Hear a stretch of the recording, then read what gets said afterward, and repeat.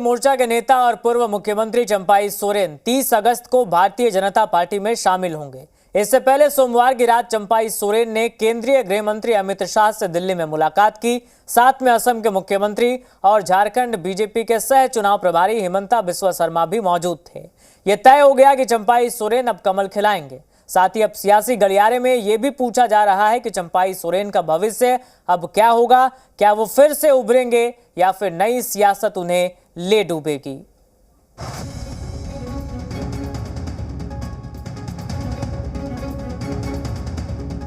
देश का प्रधानमंत्री, माननीय प्रधानमंत्री का उनका ऊपर विश्वास किया, गृह मंत्री अमित शाह के ऊपर विश्वास हमारा बढ़ गया और भारतीय जनता पार्टी में शामिल होने का हमने निर्णय ले लिया। इसके साथ ही 10 दिनों से झारखंड की राजनीति में जारी उथल पुथल और चंपाई सोरेन के 3 राजनीतिक विकल्पों पर विराम लग गया। संगठन को बनाएंगे या उसी रास्ते में अगर अच्छा दोस्त मिलेगा तो हम दोस्ती करेंगे। 21 अगस्त को संगठन बनाने का ऐलान करने वाले चंपाई 26 अगस्त को आते आते कमल के आगे नतमस्तक हो गए। बीजेपी के चूल्हे पर चंपाई सोरेन की चढ़ी हांडी के उतरने के बाद अब उनके राजनीतिक भविष्य को लेकर सबकी निगाहें टिकी हैं। आदरणीय चंपाई सोरेन जी का भारतीय जनता पार्टी परिवार में अभिनंदन है, स्वागत है।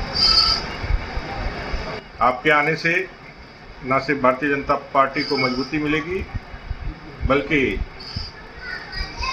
भारत रत्न आदरणीय अटल बिहारी वाजपेयी जी के सपनों का झारखंड बनाने में हम सबको आपका सहयोग मिलेगा। तमाम एक दूसरे के विरोधी रहते या मतभिन्नता होते हुए भी सभी एक साथ आने का प्रयास कर रहे हैं। किस लिए?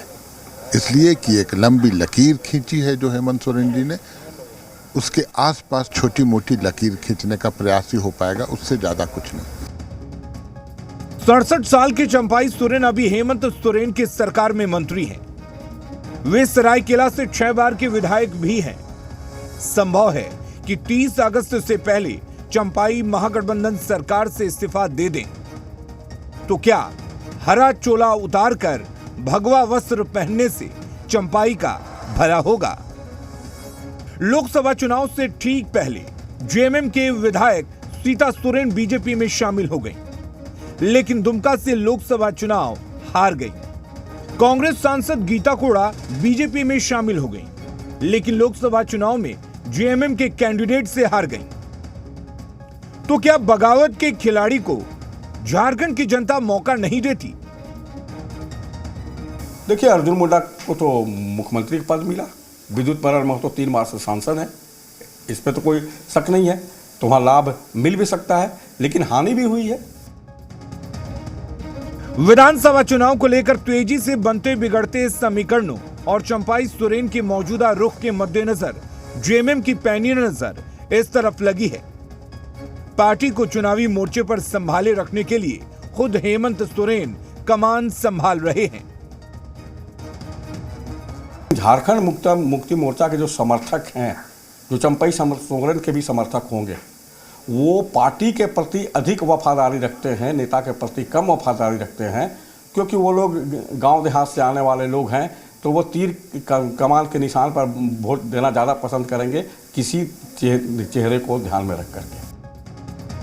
2019 के विधानसभा चुनाव में कोल्हान में विधानसभा की 14 सीटों में बीजेपी का खाता नहीं खुला था। इस बार लोकसभा चुनाव में आदिवासियों के लिए रिजर्व सभी 5 सीटों पर बीजेपी की हार से वैसे ही पार्टी को बड़े सेटबैक का सामना करना पड़ा है। बीजेपी के रणनीतिकारों को यह परिणाम अंदर से परेशान भी करता रहा है। अब चंपाई सोरेन के बीजेपी में शामिल होने से पार्टी को एक बड़ा आदिवासी चेहरा जरूर मिल जाएगा, लेकिन चंपाई सोरेन के दम का लिटमस टेस्ट बाकी होगा। ब्यूरो